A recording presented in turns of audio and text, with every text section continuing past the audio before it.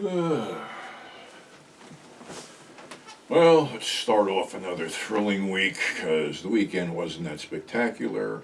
I did go to the Ohio Terracon though in Strongsville, and I got to see a couple friends, chat with Susan Lehner from The Hills Have Eyes and Walter Palin from House of a Thousand Corpses, and Patty Mullen from Frankenhooker. Um, Tight little show, nice little show. I got there early. There wasn't that many people up there yet. I'm hoping they did better this afternoon. Obviously, I couldn't hang around because I'm dealing with Boots, and Boots basically fell off the bed Saturday night. I just got too much shit on my fucking plate with the car with no brakes, too, that I got to deal with today. So, anyway, I had, before the whole I lost all that shit there. I had taped something that was a little bit outlandish, for lack of better words, about a night out in New York, going to a place called Crossroad Books. And the backstory is, if you read my first book, Whole Bag of Crazy, I used to hang out with these two guys, Jimmy and Ian. Ian was this kid that came over from England and was living over here, and Jimmy was this fat Italian mooch, for lack of better words. But it was his birthday. They come into the gas station where I was working on Saturday, and I want to go to a peep show for my birthday. So immediately I'm thinking, well, he wants me to drive in my van, da-da-da-da-da-da-da. So no, he's going to drive. Okay, fine. So I said, yeah, pick me up after work. Let me go take a shower. So around, 7 o'clock. They picked me up. So we're driving in, and the odds of finding a parking space on Saturday night in Manhattan are slim and none. But somehow, we found a parking space. So we are in close proximity to a place called Crossroad Books. Now, if you walk up 42nd Street, you come to 7th Avenue, and there was an island in the middle of 7th Avenue. And on that island was this dirty white building called Crossroad Books. And I had never been there before, but, we had basically, 75 cents to spend, 3/4 for a peep show or whatever. So we walk into this place, and there's pulsing disco music, and each of the peep booths had a sign over it. This wasn't your normal peep show shit. This was some of the most depraved crap I ever saw.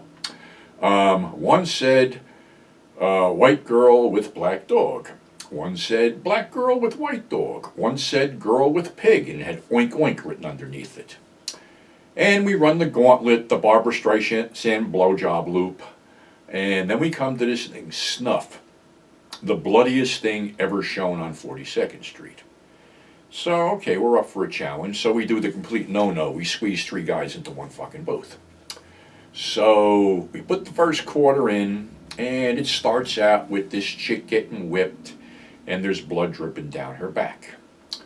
All right, so we're into quarter number 2 and 3, and it gets progressively worse. Then it gets to the point where basically someone takes one of those gas station giveaway serrated steak knives and sticks that steak knife into a place where no steak knife has any business and starts sawing upward. Well, Jimmy and Ian are out of the fucking booth. I'm like sitting there going, I don't believe what I'm fucking seeing. And a few years prior to this, I was an apprentice butcher for the Atlantic Pacific Tea Company, otherwise known as the A&P Supermarket. So I sort of knew real raw meat when I fucking saw it. So the quarter ran out and I booked. What I had learned after the fact was the Catholic Church, in order to stop the spread of pornography, created a rumor that there was a certain film floating around that showed a woman having sex with a guy, and after the guy finishes with her, he kills her on film. Well, Dave Friedman had told me that they knew about this shit because the Catholic Church was their biggest enemy, so they said, well, why don't we make a few? So they made some blatantly fake snuff films, one which you may be seeing shortly by the end of the year on a new collection that I'm working with somebody else on.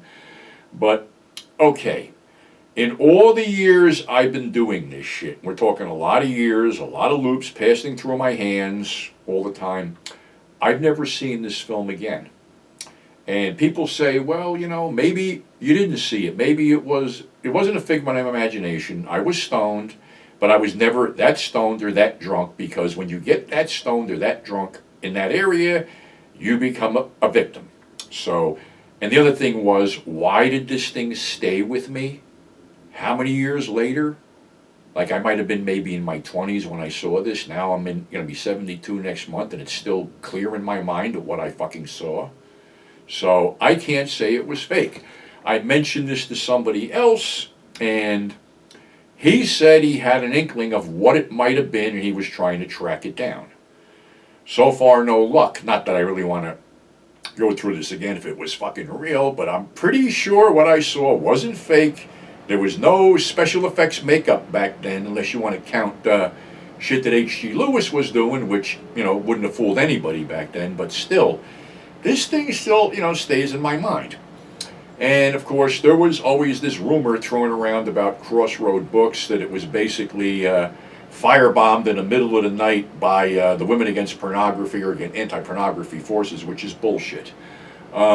The city had a way of taking care of certain problems. In other words, Crossroad Books became a problem, as did another place called Jack's Three-Ring Circus. So in order to maintain the status quo, the powers that be let these two places be closed down. So Crossroad Books wasn't firebombed. It was simply shut down because it was too out of control. And that allowed other places like Blackjack Books and Show World and Show Palace and Peepland to stay out. And it really twist of irony, the location that Crossroad Books sat on became a police substation. Last time I was over there, I think it was some kind of recruiting station for the Army or the Marines or something like that. But yeah, when you go back to like really twisted dark nights, that was a really twisted dark night. And like I said, I've seen a lot of sick shit dealing with this stuff, the things that liquidators with the German import stuff and, the hardcore bondage and drawing blood and shit like that. But like I said, all the shit I've come across in, God, like fucking 50 years of dealing with this stuff, I've never seen that thing again.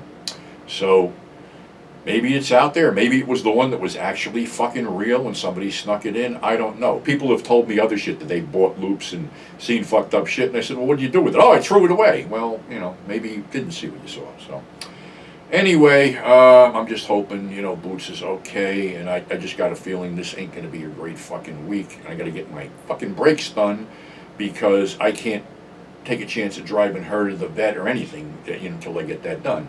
And it ain't the first time I've driven without brakes. So that's our show for today. Thanks for subscribing. Thanks for tuning in. And we will catch you on the flip side.